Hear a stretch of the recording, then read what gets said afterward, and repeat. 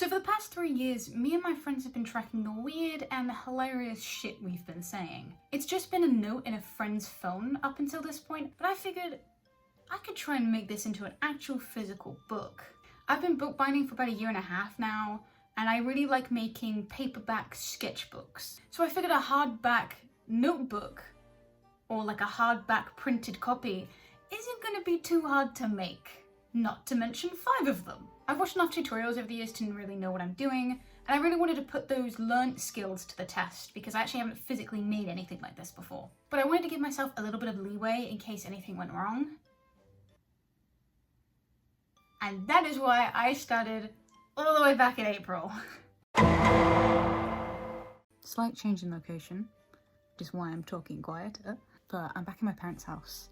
But I finished the layout for the quote book last night, so I thought I'd just show you a brief what it looks like because it's not fun. So this is basically what it looks like. It's literally just split into like page and then a little bit of what's going on. I'm thinking it's probably going to be about 48-ish pages, which is quite good for a book, especially like a small. I'm hoping it to like maybe this size, so it's a decent size. Now I've just got to actually format it on my iPad, make all the little doodles, and then print it off, which is why I'm starting it so early, because I need the printer. Once the text had been sorted into pages, the next thing I did was move them to my iPad so I could put the text in and have little silly images with them. I worked pretty late into the night on these because I was doing it whilst also doing uni work, and when I say late, I mean late. Once that was completed, I downloaded Adobe Acrobat and started formatting the printing. And this is where my issues began. It printed the pages double-sided, which is what I wanted, but upside down. And as you can see, I'm not happy. I tried to cheat the system by flipping some of the pages and printing them again, and it didn't go well. I actually tried 5 different attempts and stopped recording because I was so close to having a breakdown. I'm now at my uni accommodation. I had a little bit of a breakdown last night, crying in front of my mother. Anyway, I've kind of come at it this morning with a little bit of a fresh face. Essentially, I make little booklets, like sketchbooks and stuff, just PVA glue and paper on the top, you know? And I really wanted to avoid doing that this time and getting it printed, but the only possible solution I can think of is making a textbook out of like sketchbook paper, like this, and then like transferring it over using like charcoal and pencil. And then I'll just have to print out all of the cute little decorations like Sabrina Carpenter and V from Vendetta, you know? That's the only possible way I think I'm gonna be able to make it and still be happy with it. The only problem is that's gonna take me a lot longer than it was gonna take printing off, but I don't know what else to do, so. But now that I'm back at uni, I've got 3 weeks left until I submit and then it's done. So I will check back in with you in 4 weeks, because maybe I'll have a plan then. So 4 weeks pass and I finally have a plan. Each quote book is around 28 pages of A5 paper, which equals around 14 pages of A4. So I end up with 14 pages per book, which is 70 overall because I'm making 5. And if I'm buying the paper from the university art shop, they sell them in paper packs of 50, so I would only need 2, which is less than a tenner.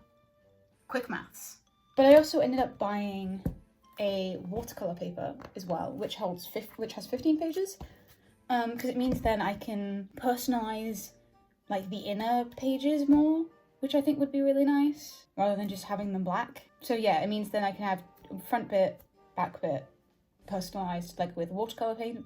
I actually really liked doing the watercolor. Having them all super personalized with color actually made my breakdown earlier seem low-key worth it.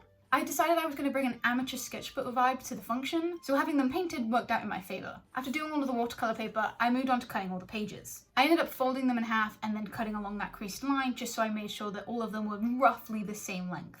And once I added my inside and back cover pages, I stuck them all together with PVA glue. I used a really thin layer, so I had to repeat it around 4 or 5 times, but it's worth it to make sure all of the pages are still stuck together.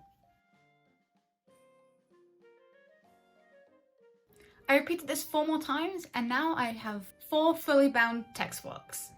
The next order of business was transferring all the text over. I used charcoal on the back of the pages and then traced the words over the top. This left very light markings on the words, which I ended up tracing over with just a 0.5 fine line pen. Again, I did this 4 more times, and then they were done. So with all of the text inked and yeah, I am now going to be moving on to cutting out a load of stupid images, and I'm going to be sticking them in with just a normal glue stick because I can't be bothered to wait for the PVA to dry, and I need the PVA for other things, and I don't know how much I have left. So we're going to be using this, so hopefully it means then it'll all dry by like in 2 hours, and then I can add some colours around them. Thank you, cowboy looking me. I actually didn't record any clips of me doing this. I was too busy watching Top Gun. It happens. I did end up sticking all the images in and then used watercolour around them to make it feel very sketchbooky, and then splattered some paint on it just because I didn't like how bare the pages looked. I ended up making a cute little bookmark decoration for them all with a yin-yang pendant I had left over from uni work.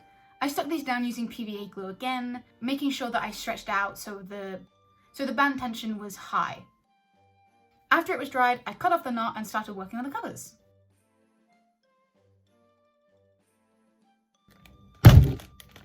Chipboard. So I've never actually worked with chipboard before. I've never actually done like proper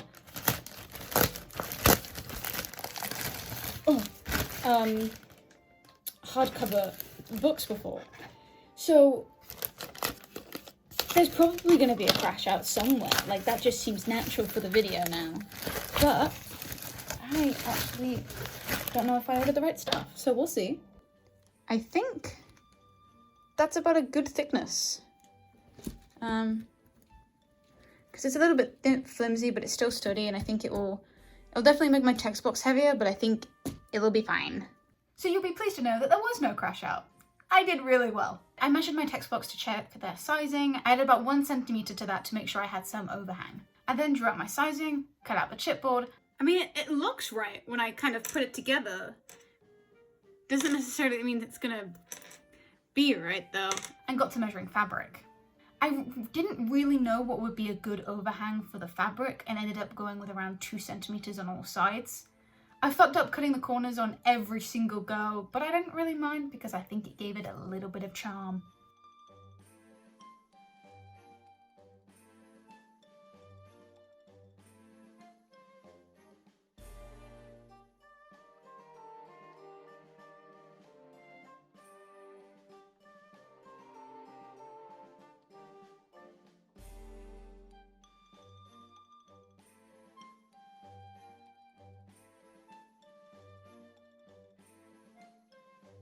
It's now the next day, and these have fully dried, which means I'm going to be putting the text box in them now, which is nerve-wracking.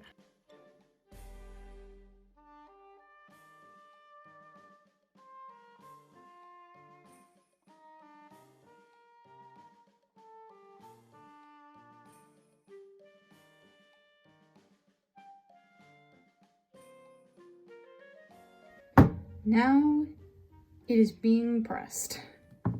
It's a couple hours later and they're dried. Let me just show you. So it's all intact. It looks good. I'm very happy with the outside. I can't wait to decorate them. That's as far as I can open them.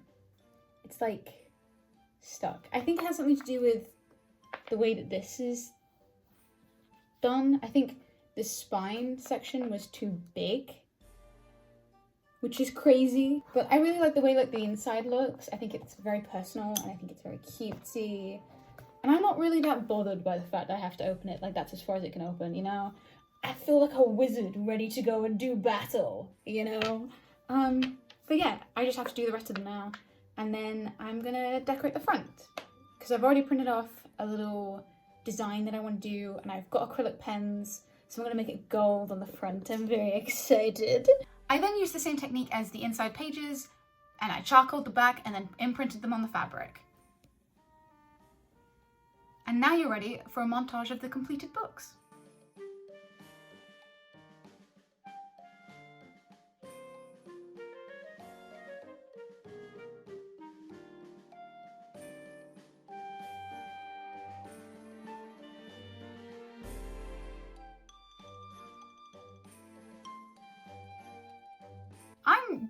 really happy with these. Considering this is like a first attempt at me making anything hardback, I'm very happy with it. You can see the finished copy of my version, so this is one that I'm keeping.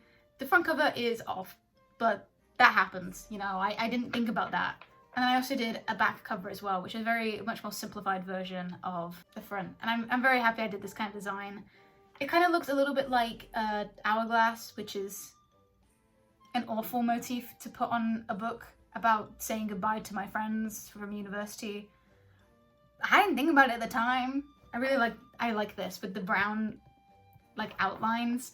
It looks super cool and it really looks very professional considering it's not. I am still slightly annoyed about the printing text block not working. It's been a couple weeks and I still don't know why it didn't work. I've looked up tutorials, anything specific, and there's nothing specific to my situation that I can find.